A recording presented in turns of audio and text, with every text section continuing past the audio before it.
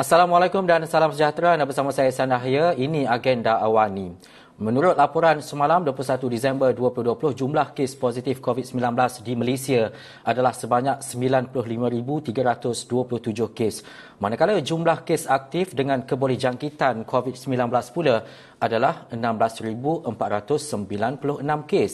Dan daripada jumlah berkenaan, negeri Selangor kekal melaporkan kes harian baharu tertinggi iaitu sebanyak 1,204 kes ataupun meletakkan 59.7% daripada jumlah keseluruhan. Melihat kepada perkara ini, pendekatan efektif ini, adakah ini antara langkah kewajaran yang diambil oleh kerajaan dan juga negeri Selangor untuk menangani COVID-19? Bagaimanapun, ada kegusarannya apabila melihat kepada 4 angka yang dicatatkan setiap hari. Jadi untuk bercakap dengan lebih lanjut berhubung dengan perkara ini, saya nak terus saja bersama menerusi Skype pengerusi pasukan petugas khas menangani COVID-19 Selangor STFC, Datuk Seri Dr. Zulkifli Ahmad. Hello, Assalamualaikum Doktor. Assalamualaikum warahmatullahi wabarakatuh. Ya. Datuk, terima kasih sekali lagi. Baik, ini mungkin antara kebimbangan apabila Selangor terus mencatatkan jumlah tertinggi berbanding dengan negeri-negeri lain. Dan kita nak melihat kepada jumlah ini, pendekatan dan juga mungkin antara langkah-langkah yang telah pun diambil Selangor khususnya bagi menangani dan juga mencegah penularan COVID-19 ini daripada terus merebak ataupun mencatatkan angka yang tinggi lagi selepas ini, Datuk. Ya, Ehsan, saya terpaksa mengakui akan kedudukan STFC yang bertindak hanya sebagai think tank sebagai golongan kumpulan pemikir dan memberikan cadangan-cadangan nasihat kepada Menteri Besar dan juga kepada Exco Kesihatan dan juga kepada JKNS dan juga PKD yang kami terlibat sama Jadi oleh kerana itu pertamanya saya ingin tegaskan untuk ke depan nanti kami pun telah mengambil sedikit berlainan peranan kami untuk turun bersama dengan satu badan yang kami sebutkan sebagai dulu kami STFC, sekarang ini kami adalah untuk badan ini, badan operasi yang bertindak ini kami sebutkan sebagai STFO, Selangor Task Force Operation Team Dan dengan itu sekaligus akan dapat mengizinkan kaki tangan kami dan members kami, ahli-ahli kami untuk bersama dalam kegiatan-kegiatan semua ada saringan dan manajemen dan program yang akan kita lancarkan dan saya akan sebutkan sebentar nanti. Jadi angka itu memang kita telah jangka atas 2 perkara. Pertama, saya sudah sebutkan dalam interview yang lalu bahawa kita menjangkakan angka-angka ini akan terus mencanak naik kerana antara lainnya adalah kerana kita telah mempertingkatkan, kita intensify dengan izinnya, kita mempertingkatkan lagi saringan. Dan lebih banyak saringan yang kita buat dan pastinya lebih banyaklah akan kita kesani akan kes-kes positif Tapi yang mustahaknya di situ adalah jumlah kes positif the positivity rate kadar positif itu mestilah kalau yang sebaiknya kurang daripada 5% mengikut WHO tetapi bila kita perhatikan contohnya di Meru dan di tempat-tempat yang lain yang kita saring ia adalah masih lagi pada paras yang tinggi lebih daripada 8%. Jadi ringkasnya memang kita akui Selangor masih menunjukkan angka yang mencemaskan, membimbangkan, disumbang oleh 2, satu peningkatan saringan dan keduanya kita mesti akui bahawa virus itu ada dalam komuniti. Yang dengan kata lain kita mesti tidak cukup dengan apa yang kita lakukan dan ada langkah-langkah yang akan kami cadangkan dan telah pun kami mulakan Jadi ini yang nak saya berikan secara sedar, secara insaf secara jujur kedudukannya Selangor adalah negeri yang paling inilah center of kegiatan-kegiatan ekonomi dari sudut pembinaan, manufacturing, pembuatan, urbanisasi dan sebagainya. Jadi dengan jumlah penduduk yang kurang lebih 6 juta lebihnya dan bertemunya pelbagai kegiatan ekonomi itu kita tidak perlu apologetik mengakui bahawa Selangor adalah sasaran yang tinggi, tetapi apapun saya perlu sebutkan kadar kematian dan kalau kita ambil nisbah kepada population dan penduduk ia tidaklah seperti mana yang angka memang betul tapi kalau nisbah penduduk 100,000 dia tidak paling tinggi Ihsan Begitu jawapan saya dulu. Datuk, seperti yang Datuk sebut tadi memang di Selangor keadaan dan juga situasinya mungkin berbeza dengan negeri-negeri lain. Kepadatannya juga sangat tinggi dengan ada kawasan-kawasan perindustrian, kilang-kilang yang besar, dan ini juga akan antara lain menjadi faktor penyumbang kepada peningkatan kes contohnya. Tetapi dalam tempoh dan juga saat ini, apa yang Datuk boleh katakan bagi menendangkan sedikit kegusaran masyarakat di Selangor khususnya? Ya, pastinya yang menjadi penularan ini ataupun outbreak ini adalah punya setting-setting yang tertentu. Ya, adalah di tempat-tempat kerja, workplaces, tempat-tempat pembinaan. Kalau dulunya penahanan, detention ataupun penjara, tapi hari ini kita lihat inilah dia kluster-kluster ya yang sedang kita saksikan, dan oleh kerana itu secara umumnya untuk seluruh Selangor kita katakan kluster itu ada tempatnya, ada settingnya, dan selama mana kita menjalankan kegiatan kehidupan harian dengan mengamalkan SOP-SOP yang sudah pun lazim kita lakukan, seumpama memakai pelitup muka, penjarakan fizikal, mengelakkan tempat yang sempit, sesak, dan juga jangan sembang lama-lama, akan semua setting-setting itu selama warga Selangor mengamalkan semua itu, ya, jangan pergi ke tempat-tempat yang sesak dan sempit itu, saya kira tidak perlu ada satu kekhawatiran yang melebihi, yang melampau. Tetapi pada waktu yang sama kita tahu virus dalam komuniti juga sudah ada menular, ya, dan tempat-tempat kerja itu settingnya tu kluster-kluster itu sangat jelas ya Ihsan ya. Jadi ada dua setting. Satu setting kluster, satu lagi setting yang berlaku secara apa yang dikatakan sporadik ataupun spontan dalam komuniti ya Ihsan. Datuk, apa yang mungkin selain daripada SOP yang kita ada, perkara-perkara yang perlu kita patuhi dan sebagainya, yang STFC bawa dan juga STFO mungkin berikan pandangan dan juga pendapat kepada MKN, kerajaan dan juga KKM khususnya dalam memastikan mungkin Selangor ini berada dalam negeri yang berbeza, dan juga mungkin pendekatan yang efektif juga perlu dilakukan berbeza dengan negeri-negeri lain. Ada atau tidak seperti itu, Datuk?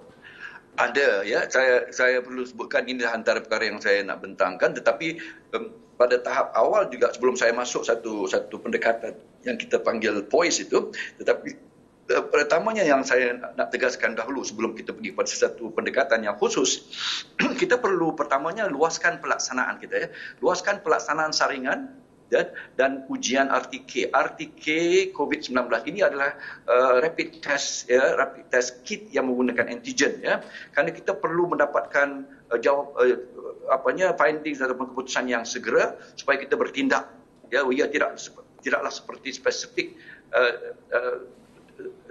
ataupun mempunyai sensitiviti yang tinggi, tetapi yang berguna untuk kita lakukan saringan supaya kita dapat bertindak cepat untuk kita isolasi, untuk kita pisahkan mereka yang perlu dipisahkan, dan dengan itu bermaknalah ataupun lebih berkesan ya, lebih berkesan kita. Jadi kita pertama luaskan pelaksanaan saringan guna RTK AG dan bukan PCR. Yang kedua, jadikan proses saringan itu satu yang dipandang mudah dan friendly, mesra ya, dan untuk semua penduduk Selangor ya, yang bermastautin di Selangor dan semua penduduk Selangor ini, supaya kita punya satu polisi yang dilihat koheren ya. Dalam apa istilah itu? Koheren itu maknanya dia tidak hanya untuk menghukum, nak punish ya. Dan ini adalah penting supaya rakyat, khususnya kalau pekerja-pekerja foreign workers, pekerja asing ya, dia lebih dia tidak takut, dia tidak khawatir ya.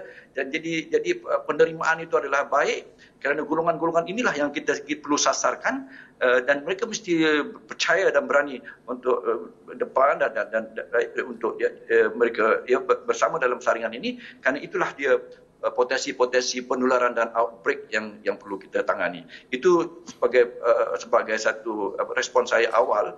Adapun perkara yang lainnya itu, kalau ada soalan lain saya akan masukkan program lebih khusus ya.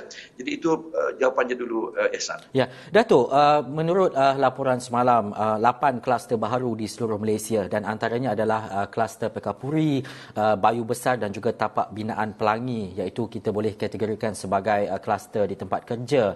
Tetapi penularan COVID-19 ini ataupun mereka yang bekerja ini tidak 24 jam ataupun selamanya berada dalam tempat kerja berkenaan. Penularan itu mungkin berlaku jika mereka keluar berada di tempat awam dan sebagainya. Ini mungkin satu masalah yang kita hadapi sebab kita tidak mengetahui mungkin ke mana sebelum ini mereka pergi dan sebagainya. Mungkin dari segi selangkah dan juga perkara-perkara lain untuk detect ataupun mengenal pasti antara perkara paling penting untuk kita fahami berkaitan dengan perkara ini, Datuk. Ya, soalan ini sangat penting ya, Ihsan ya. Kita tahu akan kluster Perkapuri, Bayu Besar ya, dan tapak bina Pelangi itu semua ini adalah setting tempat kerja ya. Dan pertama yang saya perlu sebutkan adalah dalam pendekatan ataupun dalam kerja contact tracing ya, ataupun kontak rapat ini ia dijalankan oleh KKM ya. Ia perlu dijalankan dengan teliti, dengan pantas ya. Itu sekadar yang saya nak sebutkan. Apapun yang penting tu saringan community. Ya, saringan community perlu kita jalankan. Dan di sini saya telah sebutkan lebih awal tadi adalah kegiatan-kegiatan yang kami STFC dan hari ini saya sebut STFO kami, operation team kami, kita turun untuk memastikan membuat saringan-saringan ini. Dan sarannya adalah untuk kita dapat lakukan sehinggalah positivity rate-nya itu kurang daripada 5%. Ya, kalau 100 daripada 200, kalau 100 daripada 200 yang positif itu bermakna 50%, ya. Jadi kalau 10 daripada 100 itu 10%. Tetapi kita mau kalau dalam 100 yang kita ambil, yang kita saring, kita hanya izinkan 5%. Jadi selagi maknanya kalau tidak banyak yang kita lakukan, maka tinggilah kadar positifnya, peratus positifnya itu kan. Jadi penting untuk kita lakukan sehingga positivity rate, kadar positifnya itu rendah. Dengan kata kita telah banyak yang kita lakukan, ya, ataupun yang datang untuk disaring itu ramai, tetapi positive rate-nya itu rendah. Begitulah yang hendak kita harapkan, kita sasarkan. Dan kembali pada persoalan pencegahan di tempat kerja ya, merupakan komponen penting ya untuk elakkan penularan dan apa yang dikatakan sebagai melimpah, spill over ya, spillage ke komuniti ataupun dia melimpah kepada, dia akan menular ya, merentas komuniti-komuniti ini.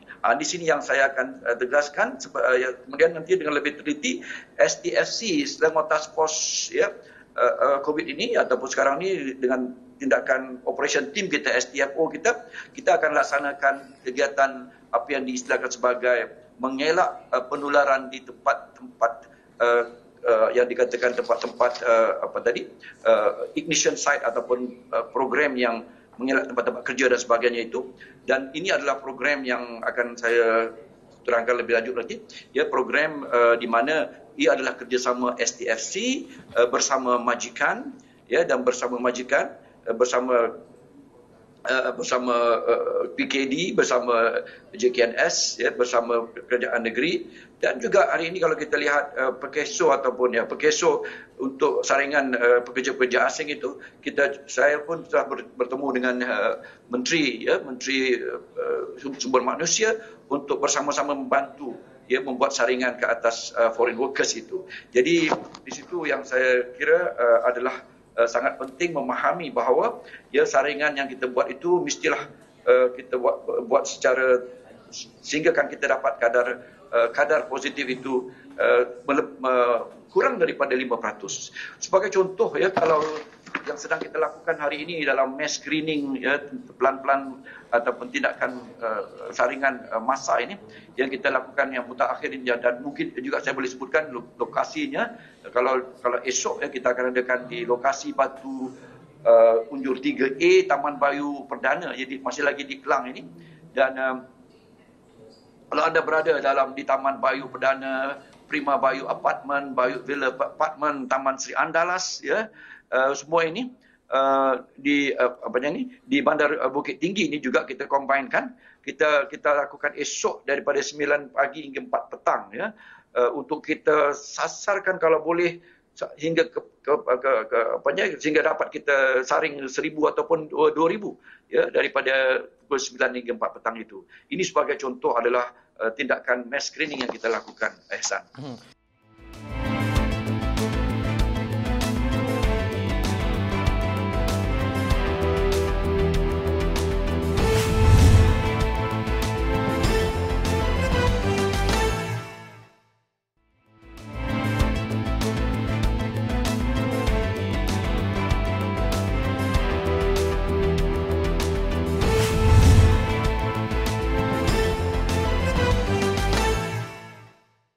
Datuk, saya nak berkongsikan satu dapatan dan juga perkongsian menerusi media sosial. Ada yang menyatakan bahawa apabila mereka tinggal di Selangor dan berada di luar kawasan ataupun di negeri-negeri lain, ia membawa kepada stigma lain bahawa ini mereka yang datang daripada Selangor ini mungkin mempunyai masalah ataupun isu berkaitan dengan COVID-19. Jadi ketakutan itu ada. Contohnya, bagaimana Datuk daripada yang kita nak buat ataupun bila kita dah buat test kit tadi, kita nak menunjukkan bahawa kita bebas daripada COVID-19 untuk berada di negeri-negeri lain. Ini tidak dapat dielakkan. Apa komen Datuk? Betul, Ehsan ya. Stigma ataupun tanggapan dan persepsi itu wujud. Ya. Sebab itu kita kalau di Selangor sebagai satu negeri red zone, ya, saya sebutkan minggu lalu dan minggu ini pun saya tekankan, ya, betapa mustahaknya. Sebab itu antara falsafah perintah kawalan pergerakan ini, ada rasionalnya itu adalah supaya rasional itu adalah virus ini bergerak dengan kita.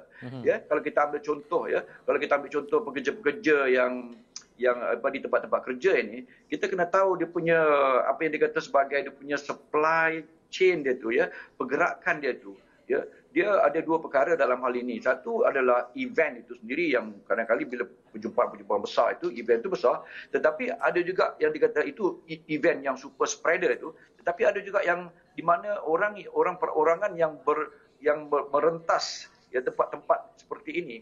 Dia adalah pembawa virus itu, ya. Kalau dia walaupun dia mungkin tidak bergejala ataupun asymptomatic, tapi inilah dia kesedaran dan keinsafan yang kita mahukan. Kita protect zon yang hijau, ya, dan kita bentras, kita turunkan apanya, kita kawal zon-zon merah itu. Jadi ya ada kemunasabahannya supaya perkara ini ditelitikan supaya tidak berlaku. Ya, sekarang ini kita tahu kadar penularan itu adalah lebih pantas, ya, daripada kawalan yang mampu kita buat. Itu yang menjadi masalah dan menjadi cabarannya.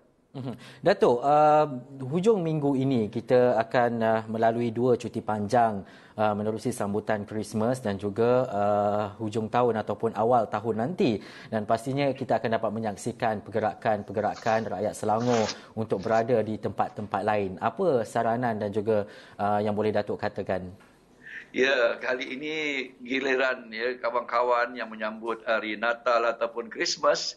Ya, sepanjang tahun kita telah menyaksikan, ya, penganut agama Islam contohnya berkorban untuk tidak beraya.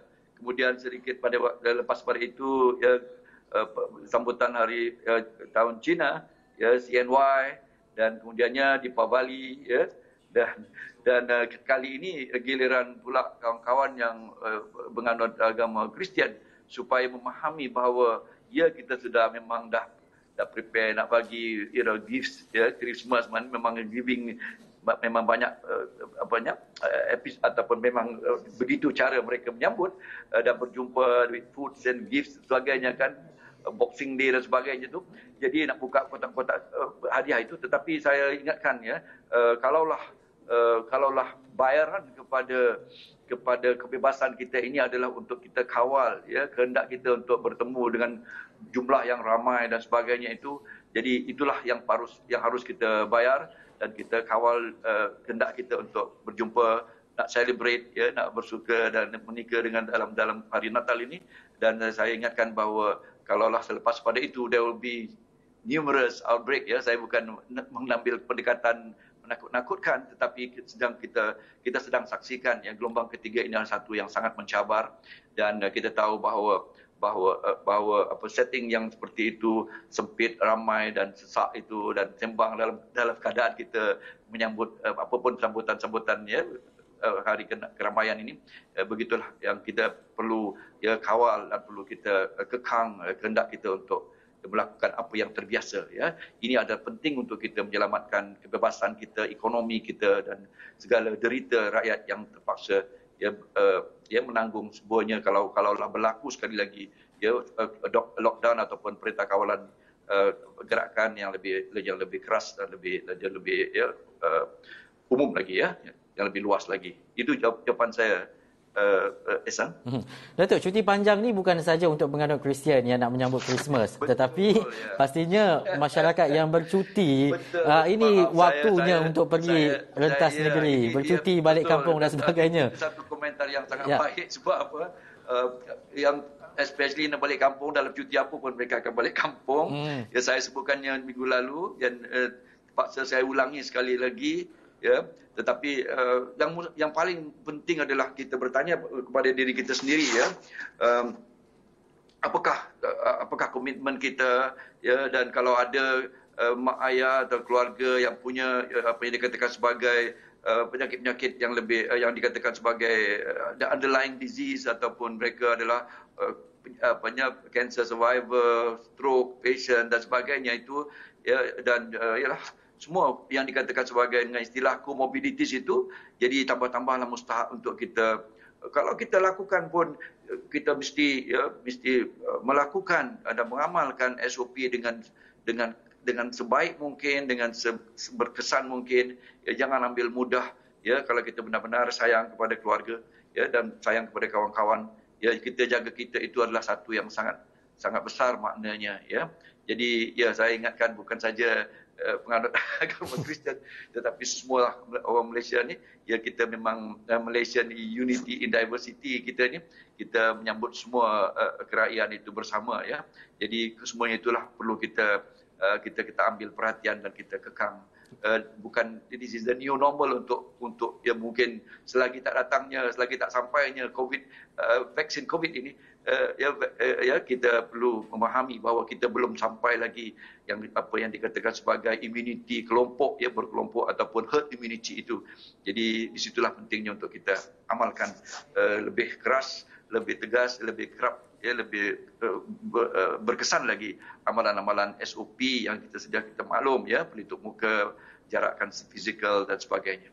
Datuk, mungkin soalan terakhir saya berkaitan dengan vaksin. Kalau Singapura dia telah meluluskan vaksin, penggunaan vaksin Pfizer khususnya, dan juga beberapa negara lain, dan juga kita masih menunggu keberkesanannya yang seperti yang akan digunakan oleh United Kingdom khususnya. Tetapi kita mungkin akan menerima vaksin dalam tempoh beberapa bulan lagi, bulan 2 ataupun bulan 3.